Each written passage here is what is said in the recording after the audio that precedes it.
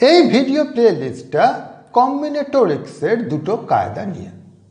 পুরো প্লেলিস্টের লিঙ্ক পাবে নিচের ডেসক্রিপশন বক্সে। আর যদি ভিডিওটা খুব লম্বা বা বোরিং লাগে তবে ডেসক্রিপশন বক্সে দেওয়া টাইম স্ট্যাম্প সূচিপত্র ব্যবহার করে এক লাফে বিভিন্ন অংশে যেতে পারো। যদি তাতেও বোরিং লাগে তবে অবশ্য ভিডিওটা না দেখলেও পারো। কম্বিনেটরিক্স হলো বিভিন্ন রকম জিনিস গোনার কত রকম আশ্চর্য কায়দা হয় তাদের বিষয়। হায়ার সেকেন্ডারিতে আমরা খানিকটা কম্বিনেটরিক্স শিখি, তার মধ্যে একটা জিনিস থাকে ডিভিশন প্রিন্সিপল। আমরা এই প্লে লিস্টে ডিভিশন প্রিন্সিপলের দুটো শক্তিশালী সংস্করণ শিখব, বার্নস্টাইনস মেথড আর পোলিয়াস মেথড।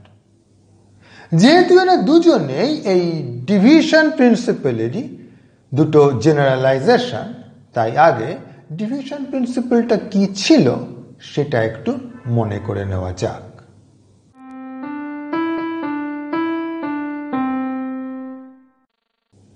কিছু লোক আছে, ধরো এই তিনজন, এদেরকে কতভাবে এক লাইনে দাঁড় করানো যায়? উত্তরটা বার করার জন্য ধরো এই তিনটে জায়গা আছে। প্রথম জায়গায় তিনভাবে লোক রাখা যায়, দ্বিতীয় জায়গায় লোক রাখা যায় দুইভাবে, তাহলে তৃতীয় জায়গার জন্য একটা লোকই পড়ে থাকে। সব মিলিয়ে উত্তর হলো 3 গুণ 2 গুণ 1 সমান 3 ফ্যাক্টোরিয়াল। এই পর্যন্ত হলো মাল্টিপ্লিকেশন প্রিন্সিপল। কিন্তু যদি লোকগুলোকে গোল হয়ে দাঁড়াতে হয় তবে 6টা ক্ষেত্র কিন্তু আর সবাই আলাদা থাকে না, কারণ এখন আর শুরু শেষ বলে আলাদা কিছু নেই। সবচেয়ে বাদিকে কে আছে বা সবচেয়ে ডান দিকে কে আছে তার ভিত্তিতে আলাদা করা যাচ্ছে না। কে কার কোন দিকে আছে সেটাই খালি বড় কথা। যেমন এটাকে যদি আমি এক ঘর ঘুরিয়ে দিই তবে হয়ে যাচ্ছে এইটা, আবার এইটাকেও যদি আমি এক ঘর ঘোরাই তাহলেও কিন্তু হয়ে যাচ্ছে এইটা। একইভাবে এই যে তিনজন, এরা যেমন সবাই একই, এদেরকেও আমি যদি ঘোরাই তাহলেও লক্ষ্য করো এরাও আসলে সবাই একইভাবে দাঁড়ানো। তাই এক লাইনে দাঁড়ানোর ক্ষেত্রে এই 6টা অবস্থা আলাদা আলাদা হলেও গোলের বেলায় এরা দুটো গুচ্ছে ভাগ হয়ে গেল। গোল করে দাঁড়ানোর প্রতিটা আলাদা আলাদা বিন্যাস আসছে সরল রেখায় দাঁড়ানোর ঠিক 3টে করে বিন্যাস থেকে। যেহেতু গুচ্ছগুলোর সাইজ সমান সেই জন্য আমরা গুচ্ছের সংখ্যা বার করতে পারবো সরল রেখার বিন্যাসের সংখ্যাকে গুচ্ছের সাইজ দিয়ে ভাগ করে, মানে 6/3 হলো 2। এই যে ভাগ করার কায়দাটা, এটাকেই বলে ডিভিশন প্রিন্সিপল। এইটা হায়ার সেকেন্ডারির সময় শেখানো হয়, কিন্তু এটা কাজ করে খালি সেই সব ক্ষেত্রে যেখানে প্রতিটা গুচ্ছের সাইজ সমান। কিছু কিছু অঙ্ক আছে যেখানেও এরকম গুচ্ছ করার ব্যাপারটা হয়, কিন্তু গুচ্ছগুলোর সাইজ সমান হয় না, সেখানেই বার্নসাইট আর পোলিয়ার ডাক পড়ে।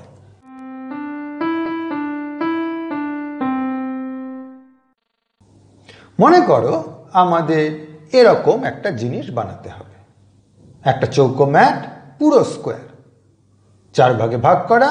প্রত্যেকটা ভাগ আমাদের রং করতে হবে হয় লাল রং দিয়ে নয়তো সবুজ রং দিয়ে। একটা উদাহরণ এখানে দেখানো হয়েছে।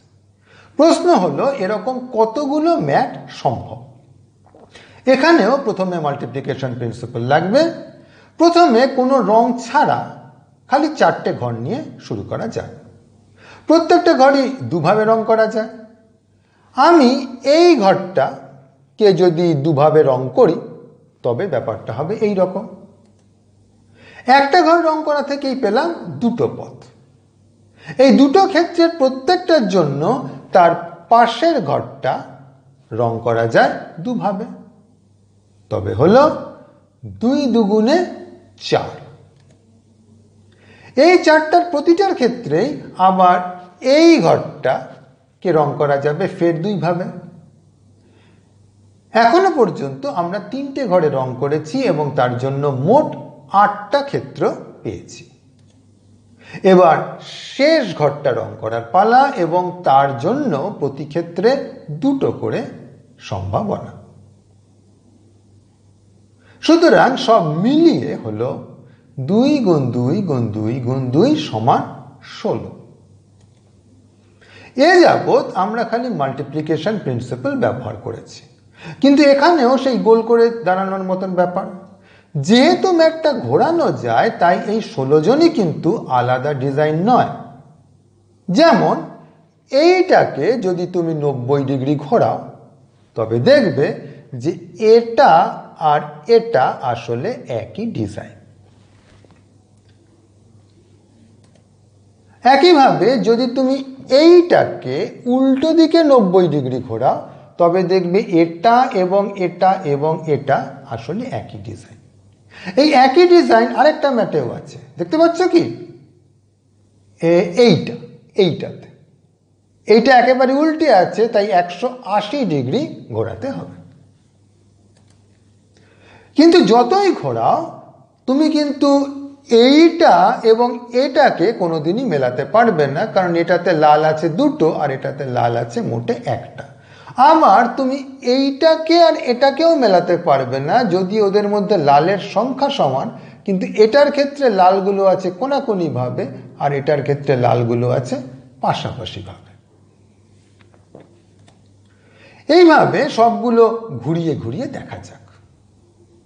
এখন একই ডিজাইনদের সব একই রকম ভাবে ঘুরিয়ে রেখেছি, একটু সাজালেই বুঝবে মোট কটা আলাদা ডিজাইন আছে। এইটা একাই একটা ডিজাইন, আবার এরা নিজেদের মধ্যে একই ডিজাইন কিন্তু এর থেকে আলাদা। এরা দুজনও এক, এরা আবার নিজেদের মধ্যে একই ডিজাইন, এরাও তাই, এ আবার নিজে নিজে আলাদা। সুতরাং সব মিলিয়ে ম্যাটের আলাদা আলাদা ডিজাইন হলো মোটে 6টা, মানে যতগুলো গুচ্ছ সেটা। দেখতেই পাচ্ছ এখানে গুচ্ছগুলোর সাইজ অসমান, তাই গুচ্ছের সংখ্যা এখানে ডিভিশন প্রিন্সিপাল দিয়ে বার করা যাবে না। আর সত্যি 16কে কোনো কিছু দিয়ে ভাগ করলে 6 আসেও না। আমরা এখানে যেভাবে করলাম সেটা হলো গায়ের জোরে সব লিস্ট করে, কিন্তু যদি ম্যাটটা আর একটু বড় হতো বা রঙের সংখ্যা আর একটু বেশি হতো, তবে এভাবে করা খুবই কঠিন। এরকম ক্ষেত্রেই বার্নসাইডের কায়দাটা কাজে লাগে, যেটা আসবে পরের ভিডিওতে।